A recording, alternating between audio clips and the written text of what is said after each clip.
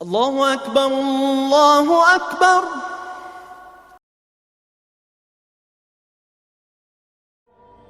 کہ دنیا کے انسانوں، زندگی مال سے نہیں بنتی، اعمال سے بنتی ہے۔ کامیابی کا تعلق مال سے نہیں ہے، کامیابی کا تعلق اعمال سے ہے۔ آج مالدار بننے کا شوق ہے، دیندار بننے کا شوق نہیں ہے۔ حالات کے بننے کا تعلق آدمی کی چیزوں سے نہیں ہے، آدمی کے مال سے نہیں ہے۔ حالات کے بننے کا تعلق انسان کے اعمال سے ہے، اعمال سے ہے، اعمال سے ہے۔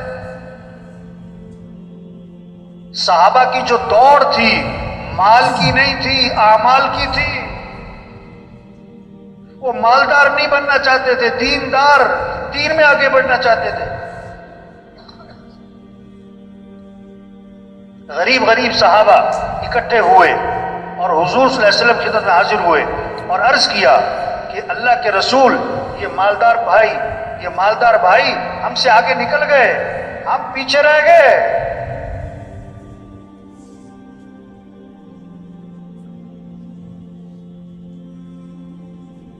کیسے کہ نماز پڑھنے میں ہم اور وہ برابر، روزہ رکھنے میں ہم اور وہ برابر، ان کے پاس مال ہے، یہ اللہ کے راستے میں خرچ کرتے ہیں، غلاموں کو خریدتے ہیں، آزاد کرتے ہیں، ہمارے پاس مال نہیں۔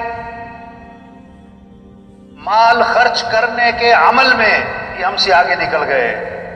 آپ نے اچھا، میں تمہیں ایسا عمل بتلاتا ہوں جو اس عمل کو کرے گا اس سے آگے کوئی نکل ہی نہیں سکے گا۔ وہ کیا؟ فرض نماز کے بعد 33 مرتبہ سبحان اللہ، 33 مرتبہ الحمدللہ، 34 مرتبہ اللہ اکبر۔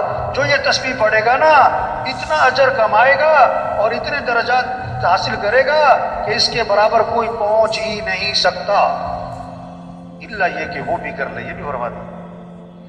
غریب صحابہ بڑے خوش ہو گئے، واہ واہ، ایسا عمل ملا ہے، ہمارے برابر کوئی نہیں پہنچتا ہے۔ نماز پڑھی مسجد میں، بیٹھ گئے، تسبیح شروع کی۔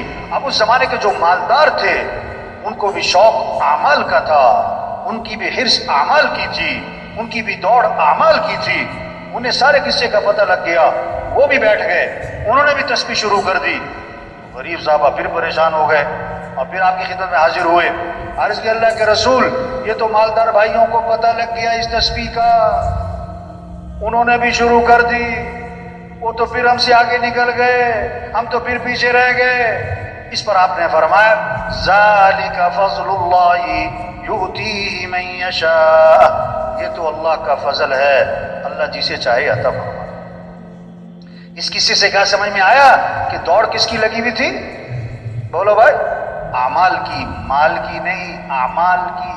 فاستبقوا الخیرات، اللہ نے حکم دیا ہے نیکیوں میں ایک دوسرے سے آگے بڑھو، خیر کے کاموں میں ایک دوسرے سے آگے بڑھو۔ اللہ نے انسان کی فطرت میں رکھا ہے میں آگے بڑھوں، اور آگے بڑھنے کا مصرف کیا ہے؟ اعمال میں، دین کے کاموں میں، خیر کے کاموں میں ایک دوسرے سے آگے بڑھ جاؤ۔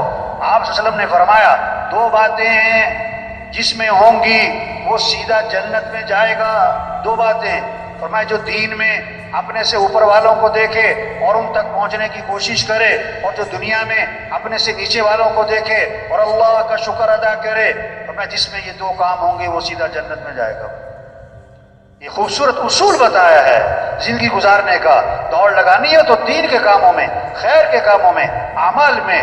تو تبلیغ کیا ہے؟ سب کا رخ اللہ کی طرف پھر جائے، سب کا رخ آخرت کی طرف پھر جائے، اور سب کا رخ اعمال کی طرف پھر جائے کہ اعمال سے زندگی بنتی ہے، مال سے زندگی نہیں بنتی۔ یہ دعوت دی جا رہی ہے، یہ پیغام دلوں میں اتارنے کی کوشش کی جا رہی ہے۔ یہ سارا مجمع نیت کرے کہ روزانہ دعوت دینی انشاءاللہ۔ روزانہ کیا کرنا؟ ہاں، مشورہ اصل کام کے لیے، مذاکرے اصل کام کے لیے، انتظامی چیزیں اصل کام کے لیے۔ اصل کام کیا ہے؟ یہ کام یہ ہے پھرنا، نقل و حرکت، گھر گھر جانا، گلی گلی جانا، ہر طبقے تک پہنچنا، ہر شخص تک پہنچنا، جہاں تک ہم پہنچ سکتے ہیں، اور پہنچ کر پیار سے، محبت سے، نرمی سے یہ بات سمجھانا کہ اے بھائی ہم سب کس کے محتاج ہیں، ہمارا مطلوب کون ہے، ہمارا رب کون ہے؟ اللہ ہے۔ ہمیں کس کو راضی کرنا ہے؟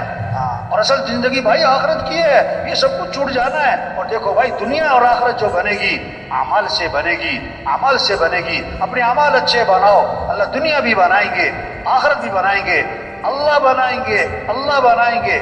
وعدے اللہ نے کیے ہیں، اللہ کے وعدے مال پر نہیں ہیں، اعمال پر ہیں۔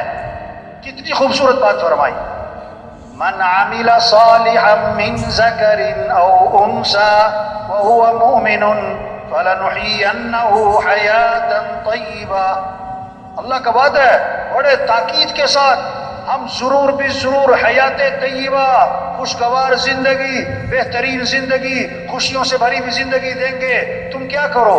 مال کماؤ، چیزیں لو، ڈگریاں بناؤ، عہدے لو، گاڑیاں، نہیں، کیا تم اپنے ایمان کو اچھا بناؤ، تم اپنے اعمال کو اچھا بناؤ تو اللہ فرماتے ہیں حیات طیبہ ہم تمہیں عطا کر دیں۔ وَمَن يَتَّقِ اللَّهَ يَجْعَل لَّهُ مِنْ أَمْرِهِ يُسْرًا۔ جو تقوی اختیار کر لے گا یعنی گناہوں سے اپنے آپ کو بچا لے گا، اللہ فرماتے ہیں ہم اس کے کاموں میں آسانی کا معاملہ کر دیں گے، وہ کام آسان ہو جائیں گے، گناہوں سے بچو۔ وَمَن يَتَّقِ اللَّهَ يَجْعَل لَّهُ مَخْرَجًا وَيَرْزُقْهُ مِنْ حَيْثُ لَا يَحْتَسِبُ۔ جو تقوی اختیار کرے گا اللہ ہر تنگی سے اسے نکالے گا، اللہ وہاں سے رزق دے گا جہاں سے وہم و گمان بھی نہیں، کام اللہ بنائے گا۔ کیا کرو؟ اپنے اعمال اچھے بناؤ۔